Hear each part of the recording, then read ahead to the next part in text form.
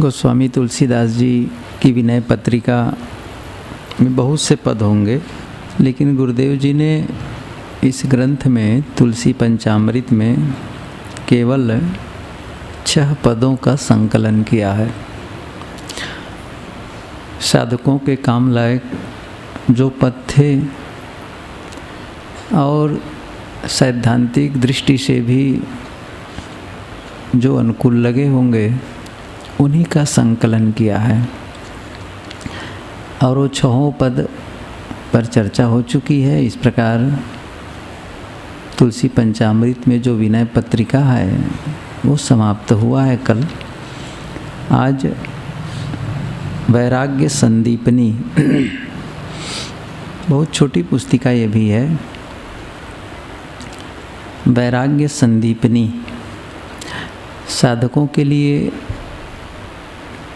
इसमें जो दोहे हैं बहुत महत्वपूर्ण हैं। पूज्य गुरुदेव जी इस पर बोल चुके हैं और वैराग्य त्रिवेणी नाम की पुस्तक में ये बात है। प्रवचन की सीडी भी है। भरथरी वैराग शतक सद्गुरु श्री पूर्ण साहेब जी का वैराग्य शतक और ये वैराग्य संदीपनी 1.5 घंटे में ये पूरे ग्रंथ को साहब ने कह दिया है। आज इसी पर चर्चा करते हैं। पहला दोहा कर्म रहस्य है। पहला और दूसरा, और ये बहुत प्रसिद्ध है दोहा है, हम सभी को ये कंठ है। तुलसी यह तनु खेत है, मन वच कर्म किसान। पाप पुण्य 2 बीज है, बवय सो लवय निदान। गोस्वामी तुलसीदास जी कहते हैं यह मानव तन खेत है। मन वच कर्म किसान, मन वचन तथा कर्म किसान है। पाप पुण्य 2 बीज है। पाप पुण्य 2 बीज हैं। जो बोया जाएगा वही अंत में काटने को मिलेगा। बवय सो लवय निदान। जो बोया जाएगा वही काटने को मिलेगा। ये गोस्वामी जी इस सिद्धांत को स्थापित नहीं करते हैं। इसके पहले कबीर साहब के भी इसी ढंग से साखी है। कबीर कमाई आपने निष्फल कभी न जाए, बोया पेड़ बबूल का आम कहाँ ते खाए। और वो कबीर साहब जी द्वारा भी स्थापित नहीं है। बाइबल में भी यही बात आती है, जो बोओगे वो काटोगे। शास्त्रों में है। ये कुदरत का शाश्वत सिद्धांत है। ये किसी के द्वारा निर्मित नहीं है। हाँ, इसकी खोज करते हैं, इसका अनुसंधान करते हैं। जैसे न्यूटन पेड़ के नीचे लेटा था, फल गिरा, सेब गिरा नीचे, उसके मन में कौंध हुई कि फल नीचे गिरा, ऊपर क्यों नहीं गिर गया, क्यों गिरा नीचे, क्यों गिरा। और ये जो मन में उसके प्रश्न उठे, उन्होंने गुरुत्वाकर्षण शक्ति की खोज की। इसका मतलब यह नहीं कि गुरुत्वाकर्षण को उन्होंने निर्मित किया। पहले भी ऐसा होता रहा, हजारों साल पहले। सब समय ऐसा ही रहा। कब होता रहा? सब समय होता रहा। नियम है, सब समय होता है। ऐसे ही ये सिद्धांत है। यह नहीं है कि गोस्वामी जी ये कहते हैं इसलिए है। गोस्वामी जी इसलिए कहते हैं कि चूँकि होता है, जो है उसे कहते हैं, कहने से नहीं होता है, जो होता है उसे कहा जा रहा है। तुलसीदास जी कहते हैं कि मानव तन खेत है और मन वचन तथा कर्म किसान है। पाप पुण्य दो बीज हैं, जो बोया जाएगा वही अंत में काटा जाएगा। इसके लिए एक दूसरा शब्द आता है, कारण और परिणाम। बोने और काटने का नियम, उसको दूसरे शब्दों में कहते हैं कारण और परिणाम। कहते नहीं कारणकारी की व्यवस्था, कारण और परिणाम। और इसको ब्रह्मांड का फौलादी नियम कहते हैं। ब्रह्मांड का फौलादी नियम, अटूट नियम, शाश्वत नियम। जो बोएंगे वो काटेंगे। और ये सबके जीवन के लिए बराबर लागू होता है। ये अद्भुत है। चाहे आप किसी भी वेश में हो, किसी भी अवस्था में हो, किसी भी देश में हो, चाहे जितनी उम्र हो, यह नियम सबके लिए बराबर लागू होता है। जो ब्रह्मांड का फौलादी नियम जिसको कहा गया, बोने और काटने का नियम, जो बोएंगे वो काटेंगे। इस चीज़ को यदि हम स्वीकार लें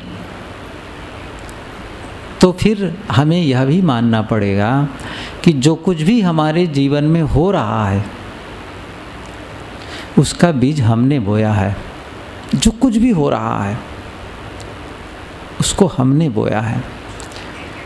कोई न, जो भी परिणाम आता है उसके वह बिना कारण के नहीं होता।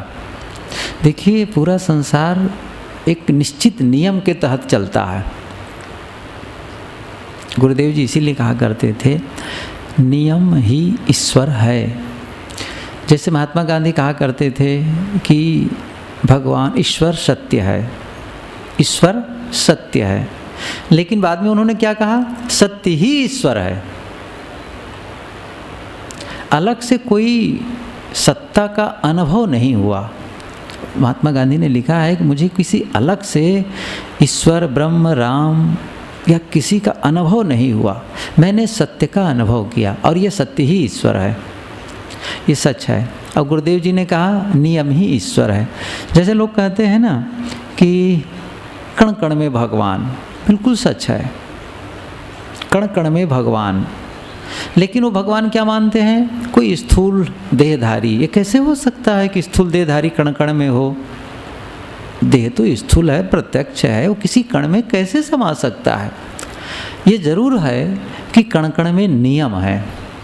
नियम के तहत वो सारे कण में चाहे वृद्धि हो चाहे ह्रास हो, ये सब होते रहेंगे। एक छोटा सा बालू कैसे बना? नियम से। पहाड़, बड़ा पत्थर कैसे बना? नियम से। लोहा कैसे बना? नियम से। एक बीज है, उसमें अंकुर आया और बड़ा हो गया। किसके आधार पर? नियम के आधार पर। सब कुछ तो नियम के आधार पर है।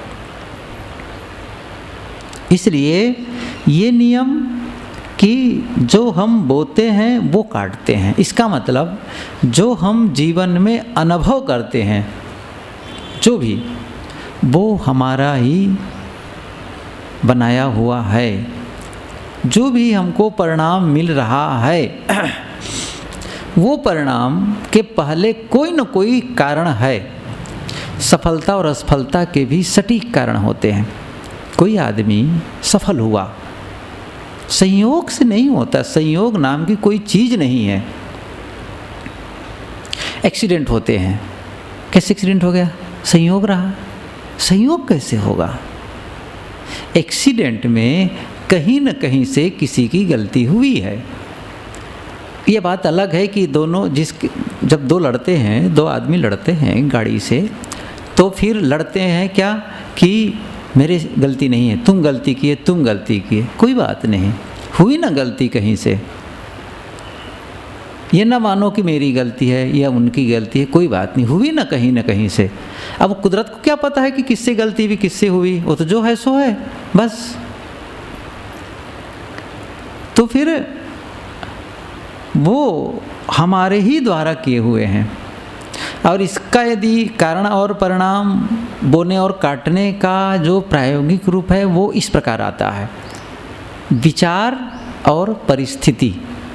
इस चीज़ को समझे, विचार आपके हैं और जो भी आपके जीवन में परिस्थिति निर्मित हो रही है वो परिणाम है। विचार बीज है और परिस्थिति उसका परिणाम है।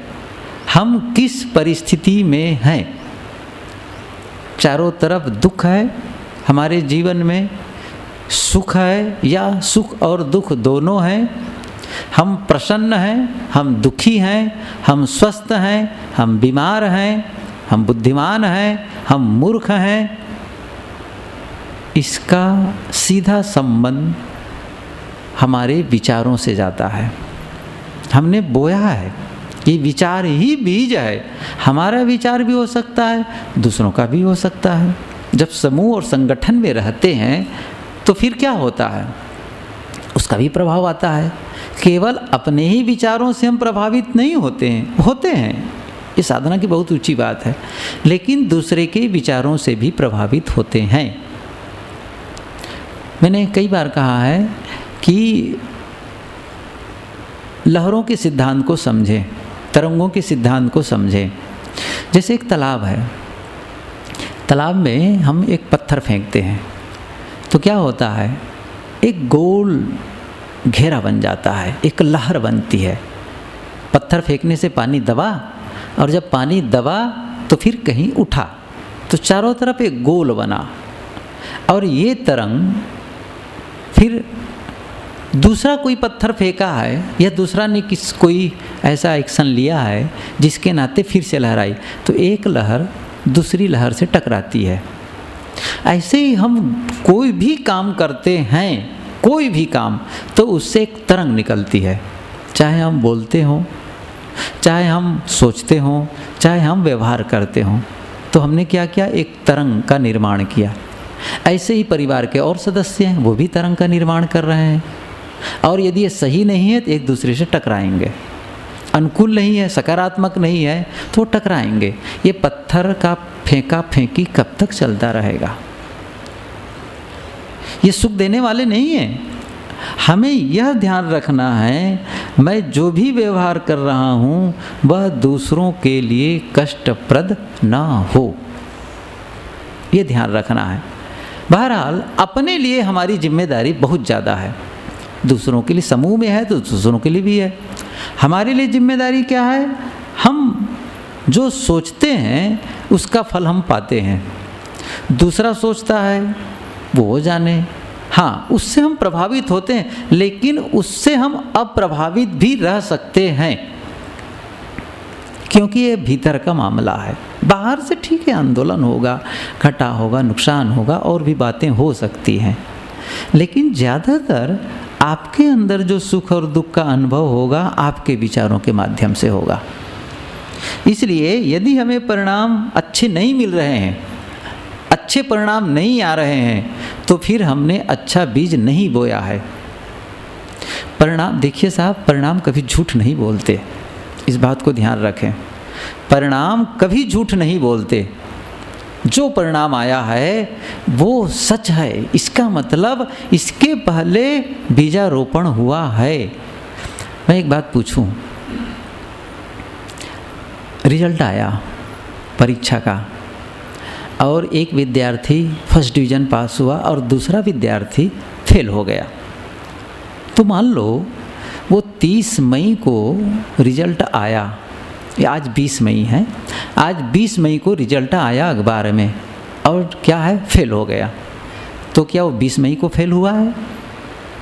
आप ज़रा ख्याल करिए, क्या वो 20 मई को फेल हुआ है? नहीं, फेल होने का बीज तो वो 8 से 9 महीने पहले बो दिया है, कई महीने पहले ही बो दिया है फेल होने का बीज। आज तो केवल रिजल्ट आया है, और आप करें मैं फेल हो गया क्या बताएं, ये सब गलत कर रहे हैं, वो कर रहे हैं, कुछ नहीं है। एक दिन में कोई आदमी फेल होता है? एक दिन में कोई आदमी पास होता है? नहीं होता है। पहले ही हो गया है वो फेल, पहले ही बीज बो चुका है फेल होने का। इसको इस ढंग से और क्लियर करके समझें। एक विद्यार्थी पढ़ता है, इसलिए पढ़ता है कि फेल ना हो जाऊं। क्या पढ़ रहा है? वो फेल ना हो जाऊं। और एक विद्यार्थी पढ़ता है कि मेरा नंबर फर्स्ट एंड फर्स्ट, मतलब मेरा नंबर मेरिट में आना चाहिए, टॉप 10, जो ऊपर के 10 हैं टॉप के, उसमें मेरा नंबर आना चाहिए टॉप 10 में। तो दोनों की पढ़ाई की जो पढ़ाई का जो सिस्टम होगा, जो टाइम टेबल होगा, उसमें अंतर नहीं होगा। मैं फेल ना हो जाऊं बस। कुछ ऐसे भी हो सकते हैं, अरे फेल हो चाहे पास, टाइम पास करना है, वो बिल्कुल अलग चीज़ है। फिर तो फेल हो या पास, टाइम पास करना है, स्कूल जाना है। बहुत कहते हैं माता पिता जाओ जाओ जाओ, तो चलो घर में न रहकर वहीं चले। वो पढ़ेगा और एक जो फर्स्ट डिवीज़न आने के लिए पढ़ रहा है, कितना अंतर होगा। तो पहले ही तो बीज बो दिया गया है। एक टाइम पास कर रहे हैं हम लोग यहाँ, अरे चलो ना यहाँ रहना ठीक है, क्या करना है। और एक कहा नहीं, मुझे मेरा काम करना ही है, मुझे ये मन की शांति वाला काम करना ही है। ये सब उथल पुथल चलते रहेंगे संसार का, कहना सुनना, तमाम जो उद्वेग है आने जाने सब चलता रहेगा। मुझे तो करना ही है काम, ये मैं नहीं करूँगा सब घाटे का हो जाएगा। ये सारी व्यवस्था किस लिए है? जो आश्रम की रौनकता दिख रही है, ये संतों का जो समाज दिख रहा है, आखिर उसका मैं लाभ न लूँ तो क्या फ़ायदा हुआ फिर? इसलिए वो काम यदि नहीं हुआ, ये सारी व्यवस्था हमारे लिए मिट्टी, ये ध्यान दीजिए, सारी व्यवस्था मिट्टी। और वो काम हो गया तब सबका अपना लाभ है, सबका महत्व है, सब बेहद महत्वपूर्ण हमारे लिए हो गए। फिर बात तो यहाँ पर ये है, बीज के बारे में मैंने कहा, विचार के बारे में कहा। हमारे जीवन में जो कुछ भी हो रहा है, इसे हमें दिल से स्वीकार लेना चाहिए, इसका बीज मैंने बोया है। ऐसा हम क्यों मानते हैं कि दूसरे के कारण ऐसा हो रहा है? मैं बताता हूँ, बड़ा सीधा कारण है। बीज बोने और फसल काटने के बीच एक अंतर होता है, एक समय होता है। कोई भी किसान जब बीज बोता है तो ऐसा नहीं है कि आज बीज बोया और कल फसल काटा या शाम तक फसल काट लेगा, नहीं, कई महीने बीतते हैं। और हमको जो फल मिलता है इसके बीज तो हम पता नहीं कब के बो दिए हैं, तब हम समझते हैं मैंने तो बीज बोया ही नहीं है। इस समय में, इस बीच में जो अंतराल हुआ है, इसमें हम भूल ही जाते हैं कि यह बीज मैंने ही बोया है, और तब दूसरों को दोष देना शुरू करते हैं। यहीं से होता है दोषारोपण। और सचमुच इस सिद्धांत को हम यदि मान लेते हैं कि मेरे जीवन में जो कुछ भी घट रहा है उसका जिम्मेदार मैं हूँ। मैं शुरू दिन कहा था इसको, आप अपने जीवन का 100% जिम्मेदार हैं। ये स्वीकारें कि मैं अपनी ज़िंदगी का 100% जिम्मेदार हूँ, और तब जो भी स्वीकारेगा मैं हूँ, आप हो, कोई हो, तो फिर उसी दिन से उसके मन से दूसरों को दोष देना खत्म हो जाएगा।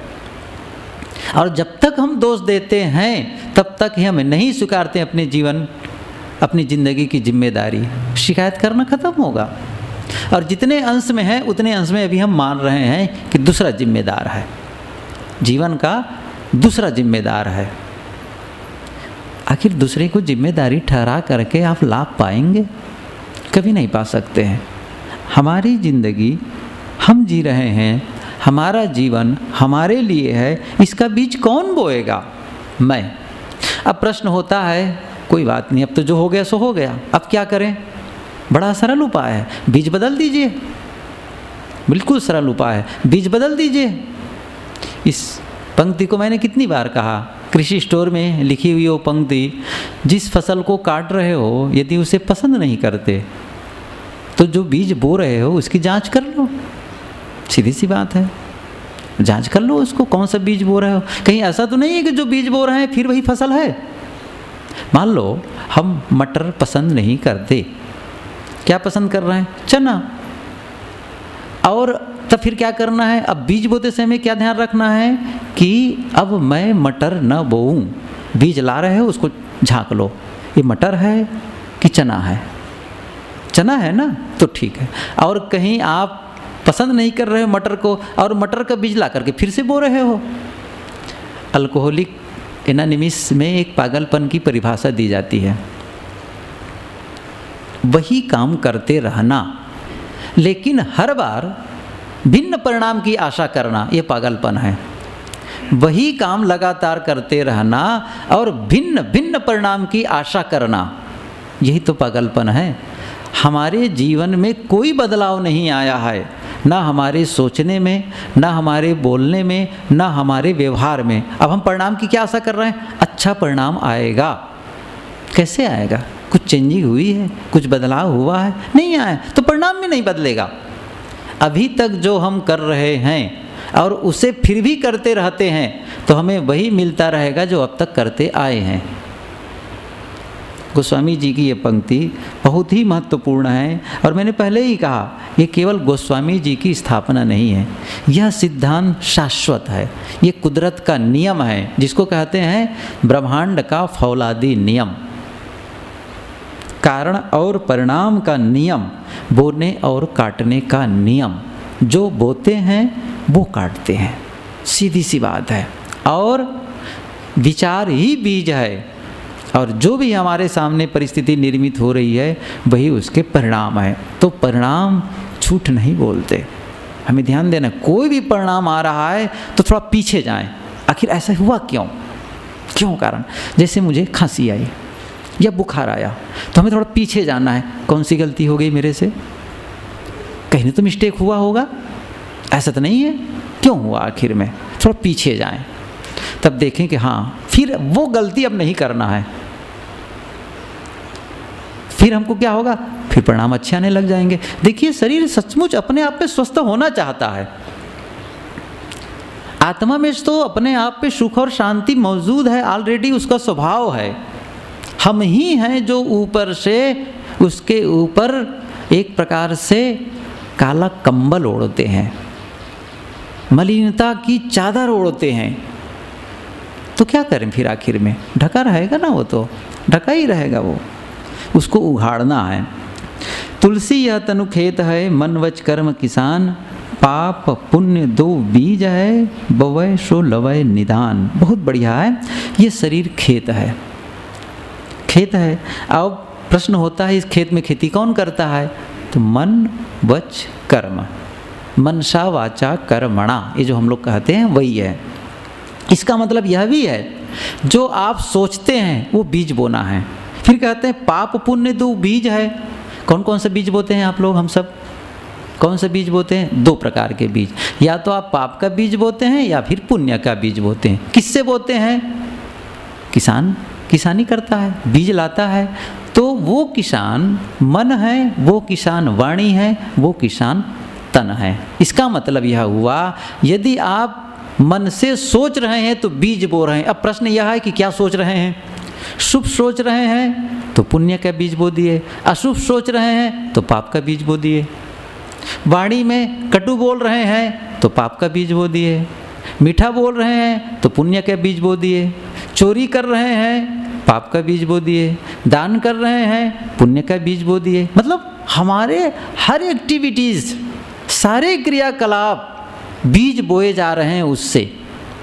अब आप कुछ नहीं करते हैं, बीज बो रहे हैं, करते हैं बीज बो रहे हैं। आप कहे कुछ नहीं करना है, ये सब पाप पुण्य बोना पड़ता है इसलिए कुछ ना करो, तो भी बीज बो रहे हैं आप। अच्छा ये बताइए, आप खेत में गए और कहा कि बीज बो दो, मैं नहीं बोऊंगा, ठीक है ना बो, तो फसल आ जाएगी? मतलब क्या निकला फिर? तो भी तो आप घाटा में गए। कोई कहे परीक्षा दिलाऊं, मैं नहीं दिलाऊंगा परीक्षा, क्यों? फेल हो जाऊंगा। कोई कहे पास हो जाऊंगा, पता नहीं पास होकर ना फेल हूँ, इसलिए परीक्षा दिलाना ही नहीं है। तो क्या मतलब निकला? तो भी तो फेल है ना।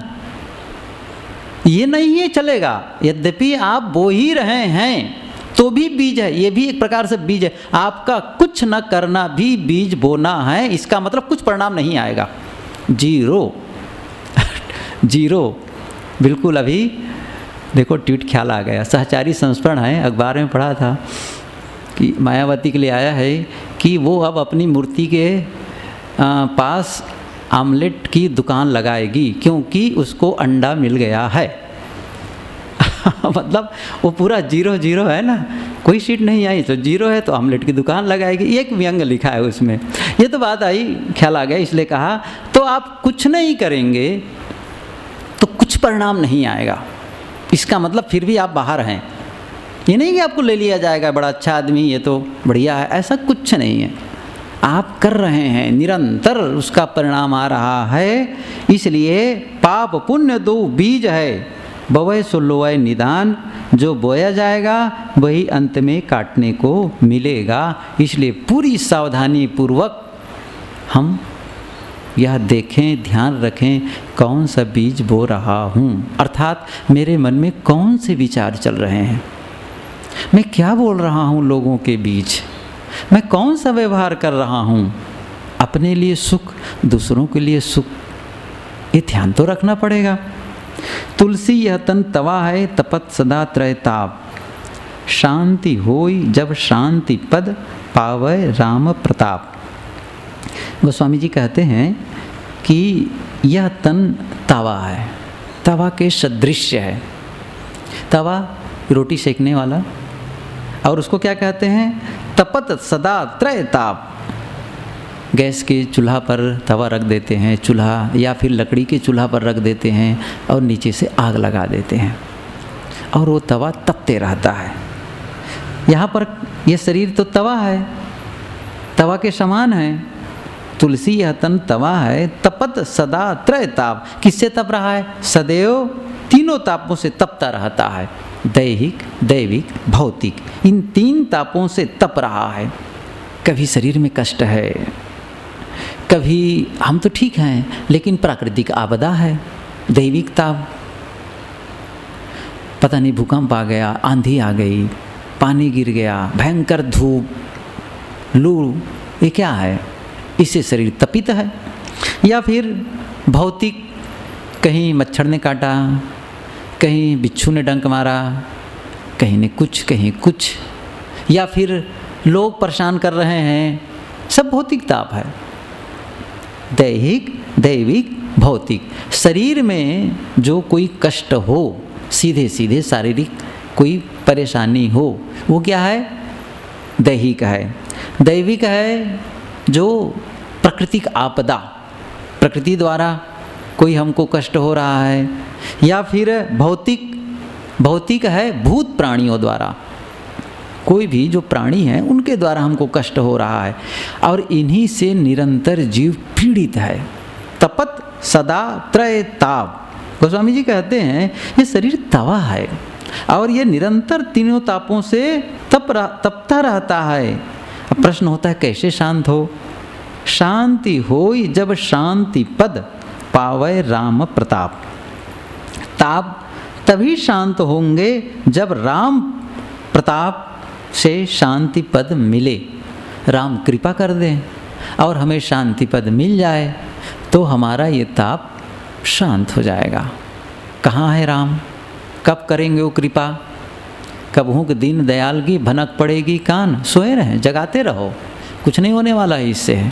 यहाँ पर जो राम शब्द है इसका हमें अर्थ करना है अपने आप, स्वरूप राम, और सीधा सरल हम कह सकते हैं स्वरूप ज्ञान मिल जाए, स्वरूप में स्थित हो जाएं तो फिर ये ताप शांत हो जाएगा।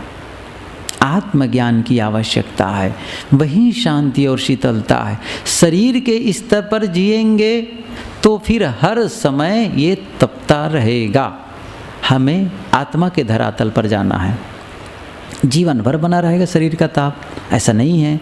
जीवन मुक्त पुरुष को भी शरीर धारण करना, शरीर में रहना ही पड़ता है, तो भी ताप सहते हैं, लेकिन बड़ा अंतर है।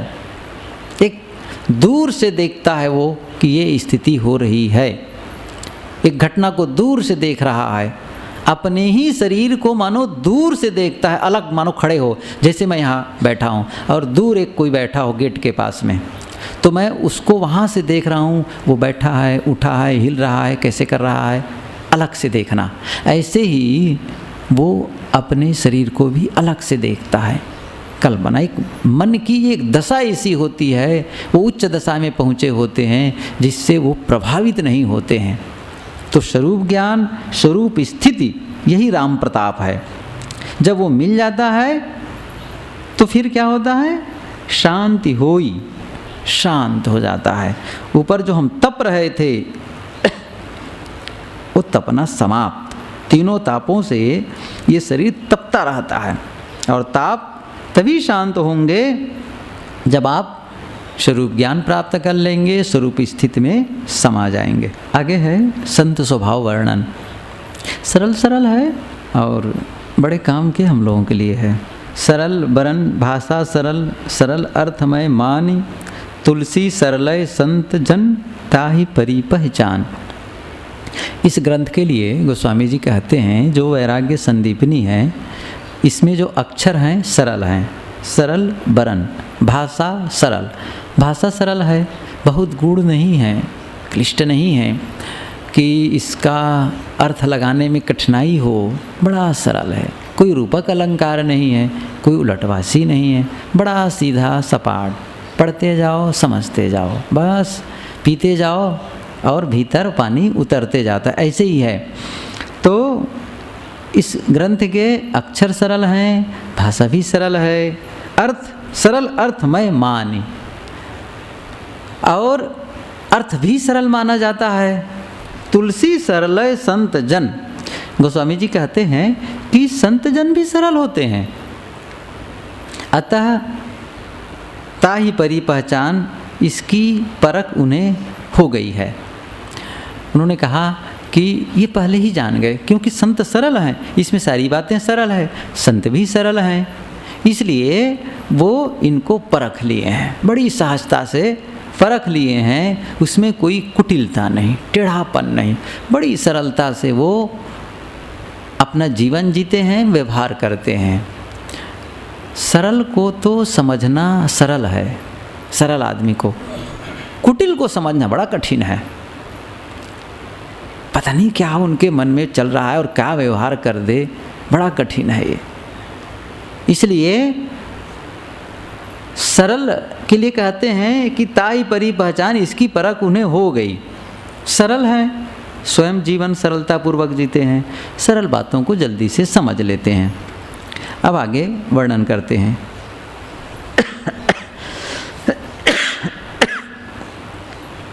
अति शीतल अति ही सुखदाई, शम दम राम भजन अधिकाई। जड़ जीवन को करें सचेता, जग में विचरत हैं यही हेता। अति शीतल अति ही सुखदाई, संतों के स्वभाव का वर्णन करते हैं। संतों का स्वभाव कैसा है? ऐसा है। हम लोगों को क्या लेना है? यह संतों का स्वभाव है, हमें ऐसा होना है। ऐसा पहले से हो गए हैं, बढ़िया है, उसको कायम रखना है, उसको बनाए रखना है। नहीं है तो काम करना है। इन दोनों ढंग से हमारे लिए लाभप्रद है। अति शीतल अति ही सुखदाई, संत जन अत्यंत शीतल और अत्यंत सुखप्रद होते हैं। शम दम राम भजन अधिकाई, शम दम, मन इंद्रियों को वो अपने वश में रखते हैं, दमन करते हैं, शमन करते हैं। और राम भजन अधिकाई, राम भजन की उनमें विशेषता होती है अधिक। इंद्रियों को वश में रखकर, मन इंद्रियों को अपने वश में रखते हैं, राम भजन की उनमें विशेषता होती है। जड़ चेतन को, जड़ जीवन को करें सचेता, जग में विचरत हैं यही हेता। जग में संतजन इसीलिए विचरते रहते हैं कि वे भूले हुए जीवों को सचेत करके कल्याण पथ में लगाते हैं। तो सबसे पहली बात तो यह है कि संत जन अपने जीवन को सुंदर बना चुके हैं, मन और इंद्रियों को अपने वश में कर लिए हैं। एक साधना का उपक्रम है, अपने आप नहीं होता है, इसके लिए मेहनत करनी होती है।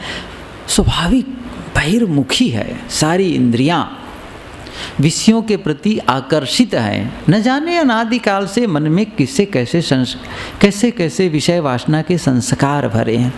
निमित्त पाया बस उभर आया। और ऐसी स्थिति में अपने आप को नियंत्रित न किया जाए तो फिर क्या होगा? और ये एक नियंत्रण की एक प्रक्रिया ऐसी हो जाती है कि फिर उसे नियंत्रण करना नहीं पड़ता, वो स्वाभाविक नियंत्रित हो जाता है। और उसी को कहते हैं शम। आरंभ में दमन और परिणाम आएगा शमन। पहले तो ज़बरदस्ती रोकना है। भोजनालय में जाते हैं, मन में होता है कम खाएंगे, लेकिन कम खाते बैठते हैं, कम खाएं लेकिन एक रोटी और ले लिए, थोड़ी सब्जी और ले लिए, थोड़ा भात और ले लिए, बस ओवरलोडेड। फिर लगता है कई बार होते हैं फिसलते हैं, अब जाएंगे ही नहीं। आज एक टाइम हमको भोजन करना ही नहीं है, इस टाइम में मुझे जाना ही नहीं है। ये दमन है, नहीं जाना है। ये सरल है, लेकिन कोई बात नहीं, सरल है, करना पड़ेगा। तब थोड़ा उससे आकर्षण कम हुआ तो फिर हम आगे वाला काम फिर करेंगे। अब ऐसा करेंगे, अब ऐसा करेंगे, कम करेंगे इसको। तो कुछ तो करना पड़ेगा। कई बार इंद्रियों के साथ में, मन के साथ में ज़बरदस्ती करना पड़ता है। नहीं मार रहा है तो थोड़ा ज़बरदस्ती कर दिए, लेकिन वो स्थायी नहीं है, वो पूर्णता नहीं है। वो तब है जब आपको इसके लिए मेहनत न करनी पड़े। यही आदत है, इसी को कहते हैं, यही अच्छी आदतों का निर्माण। अच्छी आदतों का निर्माण का मतलब आखिर आदत का व्यवहार कहाँ होगा? इंद्रियों से ही तो संभव है। हमारी आदत अच्छी है, ये कैसे पता चलेगा? हमारे व्यवहार से पता चलेगा। जब हम बोलेंगे, जब हम काम करेंगे, जब हम कुछ करेंगे तो ही पता चलेगा। गलत व्यवहार, वो ही पता चलेगा। तो अच्छी आदत में आपको प्रयत्न नहीं करना पड़ता है। साइकिल चलाने में पहले बहुत ही सचोटी से सीखना पड़ता है, बड़ी सावधानी से सीखने की आवश्यकता है। कोई काम करो तो पहले बहुत सावधानी ज़रूरत पड़ती है, बाद में इतना अभ्यास पता ही नहीं चलता है कब पैडल में पैर जा रहा है और कब ब्रेक में हाथ गया और कब खड़ा हो गया, कुछ पता ही नहीं चला। कोई मोटरसाइकिल भी चलाते थे यही बात है, कार चलाते थे यही बात है। वो एक आदत सी हो जाती है। वैसी रोटी बनाने की बात है, बस स्वाभाविक ढंग से कपड़ा धो रहे हैं, स्वाभाविक ढंग से हो रहा है। बस रोज़ हमको नई आदत सीखनी पड़े, अपनी आदत को सीखनी पड़े तो बहुत गड़बड़ है। फिर रोज़ कहे तुम्हें अचला कैसे पहनना है, रोज़ सिखाना पड़ेगा, तो हैरानी की बात नहीं है, तो बड़ा गड़बड़ है। फिर तो रोज़ आपको पढ़ना पड़ेगा ABCD क ख ग घ ङ। अरे आपको एक छोटे बच्चे को कह दो 26 अक्षर का हो, भागेगा कहते कहते कि मतलब इतना सबकॉन्शियस में हो गया है कि बस उसके लिए कोई सोचना नहीं है, बहुत जल्दी। ये आदत है। और इसी को जब ये स्थिति को कहते हैं शमन। ये नहीं कि उसको मेहनत करनी पड़ी मन इंद्रियों को रोकने के लिए, कुछ नहीं, वो स्वाभाविक उनके लिए हो गया है। हमें आदत की उस स्तर पर जाना है जब हमें अपना व्यवहार स्वाभाविक लगे। जैसे मैंने एक दिन कहा था ना, मतलब आदत, अपनी आदत क्या है? सुबह उठने की है। तो फिर ये नहीं है कि आपको रोज़ जाके झकझोरे उठो जी टाइम हो गया है, रोज़ के घंटी लगाओ तब उठे। अरे उठे, अपना काम ख़त्म, क्या दूसरों को कहना है? हम खुद अपने में इतना तैयार हैं कि बस उठ जाना है, कोई अलार्म की ज़रूरत नहीं है। टाइम हुआ बस नींद खुल गई, नींद खुल गई, बस अपने आप नींद खुल गई। ये आदत है, अच्छी आदत। तो फिर अच्छी आदत का निर्माण और उसके अनुसार चलना, ये है शमन। तो पहले शम दम वे मन इंद्रियों को अपने वश में रखते हैं, और जो भी समय बचा राम भजन अधिकाई। राम भजन की उनमें विशेषता होती है, वो अपने आप को भजन में लीन करते हैं। जब भी समय मिला भजन। वैसे तो हर व्यवहार भजन है, साहब ने जैसे कहा जो कुछ करो सो पूजा, बात ठीक है, लेकिन फिर भी हम अलग निकालते हैं समय। आखिर यहाँ 2 घंटे का समय सुबह, 2 घंटे को शाम को, क्यों अलग से निकाला गया? हर काम तो पूजा है, तो चलो ना फिर और काम करते रह जाओ, फिर अलग की क्या आवश्यकता है? उसका भी अपना महत्व है। जड़ जीवन को करे सचेता, जग में विचरत है यही हेता। गोस्वामी जी कहते हैं कि जगत में संतजन विचरण करते हैं। क्यों जाते हैं? पूजा मिले, सम्मान मिले, खाने पीने को बढ़िया मिले, क्या है आखिर में? इसका अर्थ है कि जड़ जीवन को करें सचेता, वे भूले हुए जीवों को सचेत करके कल्याण पथ में लगाते हैं। उनका भी काम चलता है। संत भिक्षुक, जैसे आश्रम नहीं बना, भिक्षुक हैं, चाहे महात्मा बुद्ध हों, महावीर हों, आश्रम नहीं बनाए थे, भ्रमण करते रहते थे, उनका भी होता था। लोगों को अच्छी बात बताते भी थे और उससे उनका जीवन निर्वाह की चीज़ें मिलती रहती थी, कोई बात नहीं है, ये भी सही। तो फिर हम लोगों को, संत जन जो प्रोडक्ट करते हैं वो लोगों को देते हैं, और लोग जो प्रोडक्ट करते हैं वो संतों को देते हैं। कोई भौतिक चीज़ नहीं कमाते हैं, न हम धन कोई अन्न पैदा करते हैं, न कपड़ा बुनते हैं, न रुपया पैदा करते हैं, बस चलते हैं, साधना करते हैं। लेकिन जो लोग करते हैं वे लोग देते हैं, इसलिए देते हैं कि इनसे हमको अच्छे विचार मिलते हैं, इनके पास बैठने मात्र से हमको सुकून मिलता है, बस उनके दर्शन ही बहुत होता है, और तो क्या कहा जाए। गोस्वामी जी ने और भी कहा है, अब कहाँ है पता नहीं है, शायद वो पिछले ग्रंथ में है, कि उन्होंने कहा है, मुख दीखत पातक हरे, परसत करम बिलाएं, वचन सुनत मन मोहगत, पूरा भाग्य मिलाएं। मुख दीखत पातक हरे, दर्शन मतलब यदि उनको हम देख लिए, कई लोग आते नहीं कहते हैं, बड़े भाग्य से आपके दर्शन हुए, बड़ा दुर्लभ था, कितने दिन से मन में तड़प बनी हुई थी, बेताबी थी कि आपसे मिलूं, आपके दर्शन हुए, मैं कृतार्थ हो गया, कृत्य हो गया। गोस्वामी जी कहते मुख दीखत पातक हरे, परसत कर्म बिलाएं, और कहीं चरण स्पर्श करने को मिला तो हमारे बुरे कर्म विलीन हो गए। कुछ देर बैठ गए उनके पास तो क्या पूछना है, फिर आनंद ही आ गया। थोड़ी देर बैठे, क्यों? ये तो गोस्वामी जी ने कहा भी है कि कबीर साहब की, कबीर संगत साधु की ज्यों गंधी को बास, गंधी कुछ ना दे तो भी बास सुबास।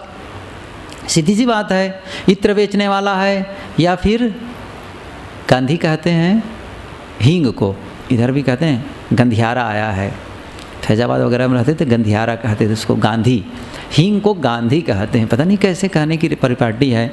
तो उनके पास खड़े हो जाओ, ना लो फिर भी उसकी सुगंधी आपको मिलेगी, गंधी कुछ ना दे तो भी बास सुबास। ऐसे ही जिनका जीवन शीतल है, साधना में बिल्कुल अपने आप में पूर्ण है, ऐसे संतों के पास बैठ जाने मात्र से आप स्वयं अनुभव करेंगे बड़ी शीतलता का अनुभव, शांत। ये क्यों कहते हैं कि वो स्वयं अपने आप में अपना काम कर चुके हैं, और ऐसी स्थिति में लोग उनसे मिलना चाहते हैं, कहते नहीं आ पाते हैं तो आमंत्रित करते हैं, साहब आइए ना, आइए ना, इधर आइए तो सही, हम तो आ जाते हैं आपके आश्रम में, कितने संतों को कहते हैं, लेकिन हमारे परिवार में और लोग हैं वो नहीं मिल पाते हैं, आप आएंगे तो सबका एक साथ हो जाएगा, रहिए 2 दिन 4 दिन, लोगों को सुनाइए अच्छी बात, यहाँ सुन लिए तब कहते हैं वहाँ भी आइए। तो इसका मतलब यह हुआ कि वो भूले हुए जीवों को सचेत करके कल्याण पथ में लगाते हैं। जड़ जीवन का, यहाँ जड़ जीवन का मतलब जीवों का बहुवचन है, जड़ जीवों को, अर्थात जड़ का मतलब भूले हुए जीव, जो सही पथ नहीं जानते हैं, भटक रहे हैं। आश्चर्य है, दुनिया में लोग विचित्र ढंग से जी रहे हैं, भटक रहे हैं, तमाम अंधविश्वासों और गलत मान्यताओं को लेकर भटक रहे हैं। मिल सकता है सुख, लेकिन नहीं, वो ऐसा काम करते हैं जिससे उन्हें दुख ही मिलता है। जैसे मैंने और भी कहा कि एक जगह बर्फ़ की ढेरी हो और एक जगह आग जल रही हो, और आदमी को बहुत ठंडी लगी हो, बहुत ठंडी, तो आदमी को क्या करना चाहिए? आग के पास जाना चाहिए। तो लेकिन वो कहाँ जा रहा है? बर्फ़ की ढेरी के पास। मतलब उनके पास ऑप्शन है, वो काम छोड़कर दूसरा काम कर सकता है। ऐसा नहीं कि चुनाव वो नहीं कर सकता है, हर आदमी के पास हर समय चुनाव का अवसर है। जब आदमी शराब पीता है तो शराब पीते समय उनके पास एक चुनाव करने का अवसर है, वो शराब न भी पिए, एक ऑप्शन है, एक विकल्प है। शराब जब भी पीता है तब उसके पास एक अवसर है वो शराब न भी पिए, लेकिन वो हमेशा किसको चुनता है? शराब को। मतलब एक दूसरा पक्ष भी हमेशा तैयार है। आदमी झूठ बोलता है, उसके बाद उसके साथ में एक दूसरा ऑप्शन हमेशा तैयार है, वो झूठ न बोल के सत्य बोले। हम अपने समय को बर्बाद करते हैं गलत काम में, प्रपंच में, व्यर्थ वार्ता में, तो हमारे पास उसके पास अवसर है। आपके पास पुस्तक रखी है, आपके पास चिंतन करने का एक अवसर है, अब आप उसको कहाँ दे रहे हैं? प्रपंच में समय खर्च कर रहे हैं कि अच्छे विचारों को ग्रहण करने में खर्च कर रहे हैं? हर समय चुनाव है कि नहीं है? बिल्कुल चुनाव है। आपके पास विकल्प है, हर समय विकल्प है। आप भोजन करते हैं, ज़्यादा खाने का और कम खाने का, भोजन तो पर्याप्त रखा हुआ है। आप और मांग लीजिए 4 रोटी या और कुछ हलवा पूड़ी मांग लीजिए, आपके पास अवसर है। लेकिन यह भी अवसर है आप न कह दें, न कहने का भी अवसर है आपके पास में। लेकिन हम कभी भी चुनते हैं, क्या चुनते हैं? ज़्यादा, और होता है गड़बड़। इसका मतलब हमारी जिंदगी चुनाव पर चलती है, हर समय हम चुनाव करते रहते हैं। गलत चुनने का मतलब है गलत परिणाम को भी चुनना। जब भी हम गलत चुनाव कर रहे हैं तो परिणाम को भी हम चुन रहे हैं।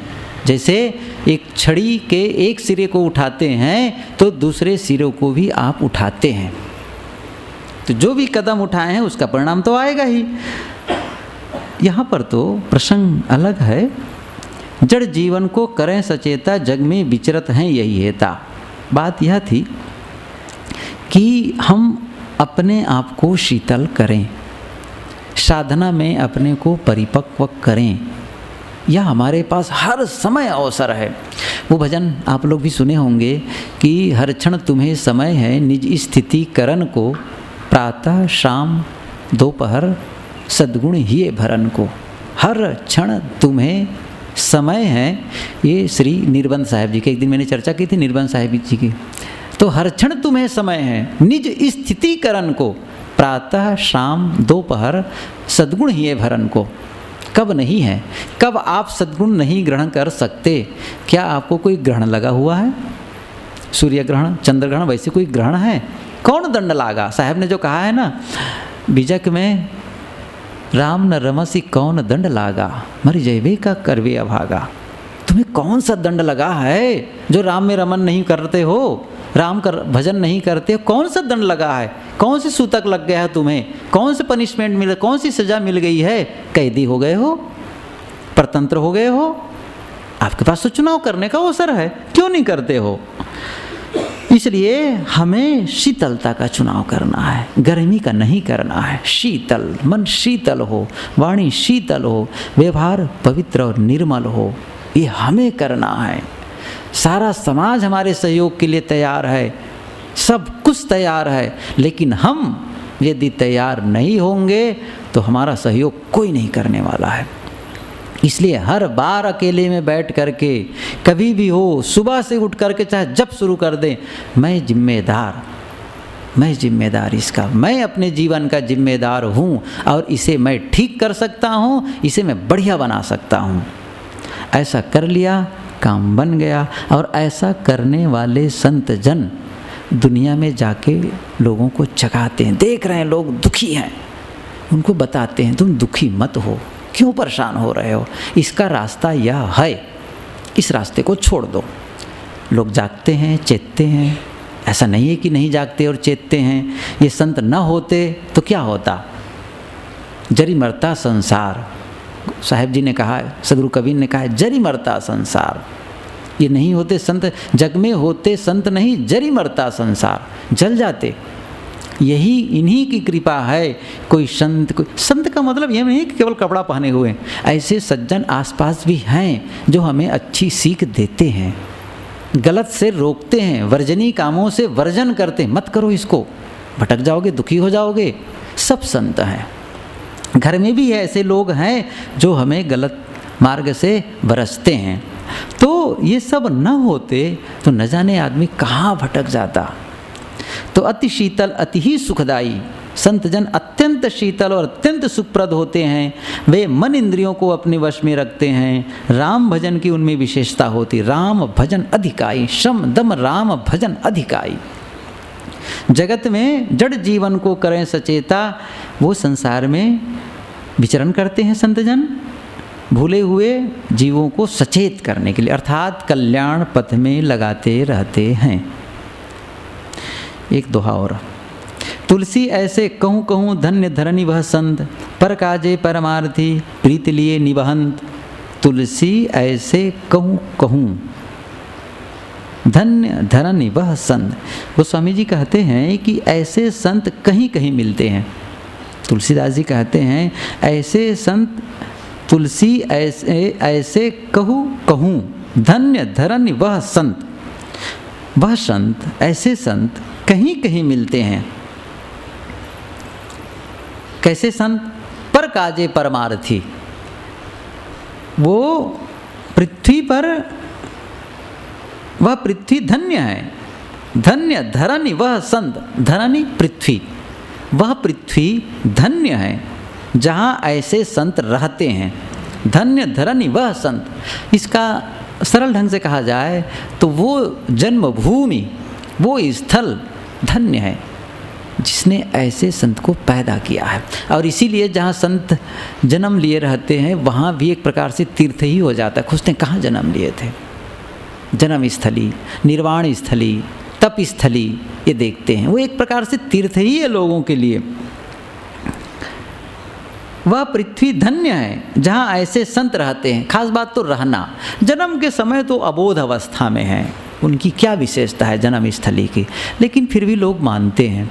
बहरहाल तप, जहाँ उन्होंने तपस्या की, लंबे समय तक रहकर साधना में अपने आप को तपाया, वो समझ लीजिए वो चारों तरफ जो उसकी जो एक प्रकार से वायुमंडल है, वातावरण है, वो कितना पवित्र है। पूरा परिसर में उसका प्रभाव है। ऐसे संत जहाँ हैं वो पृथ्वी धन्य, धन्य धरनी वह संत। फिर कहते हैं वो धन्य इसलिए हो जाते हैं, पर काजे परमार्थी, वे परमार्थी जन पराये काज के लिए, पर काजे दूसरे के काम के लिए, प्रीत लिए निबहन। परमार्थी जन पराये हित के लिए मनुष्य का प्रेम निभाते हैं, दूसरों का भी भार लेते हैं, दूसरों के साथ भी व्यवहार वर्ता करते हैं प्रेम के नाते। मनुष्य हैं, प्रेम करना है। जिसे कहा गया है कि प्राप्त जीव इच्छा नहीं, केवल हंत छुड़ाओ, ये पंचग्रंथी की पंक्ति है। प्राप्त जीव इच्छा नहीं, केवल हंत छुड़ाओ, निज स्वरूप लखी दया युत दीन जान अपनाओ। जीव को कुछ प्राप्त करना नहीं है, केवल अहंकार को छुड़ा देना है। केवल हंत छुड़ाओ, अहंकार के साथ ममकार भी आ गया, ये एक ही बात है। अहंकार ममकार को छोड़ दो। निज स्वरूप लखी दयायुत, मैं जैसा हूँ वैसा ही दूसरा जीव है, ऐसा जान करके उनके प्रति करुणा करो, दया करो, दीन जानी अपनाओ। एक आदमी दुखी है, उसके दुख के निवारण के लिए कुछ नहीं कर रहे हो, इसका मतलब आपके अंदर करुणा नहीं है क्या? कोई आदमी जहर खा रहा हो, क्या कोई रोकेगा नहीं? कोई आदमी जमुना में छलांग लगाने जा रहा है, यदि कोई सचमुच समझदार होगा रोक, अरे भैया तुम क्या कर रहे हो? अभी वो लखनऊ गया था, वहाँ यहीं से आया तो अग्रवाल जी के साथ जा रहे थे गाड़ी में, तो गोमती में बड़ी बड़ी वो जो पुल है उसमें जाली लगी हुई है, जैसे यमुना की ब्रिज पे लगाए हुए हैं वैसे ही। ऐसा क्यों लगाए अग्रवाल जी? अरे लोग यहाँ पर कूद जाते थे, लोग कूदे ना इसलिए इसको लगा दिए हैं।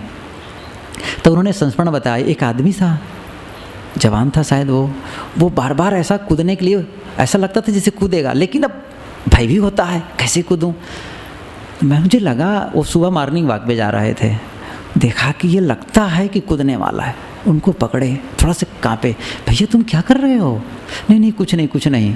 अरे सुनो चलो मेरे साथ, पकड़ के ले गए अपने घर में रखे, फिर दुकान में रखे उसको कई दिन तक कि क्या बात है, फिर बताए ये बात है, इतने पैसे कमाए, ये कर्जा है, वो कर्जा है, अशुभ काम करना है, तुम चिंता मत करो।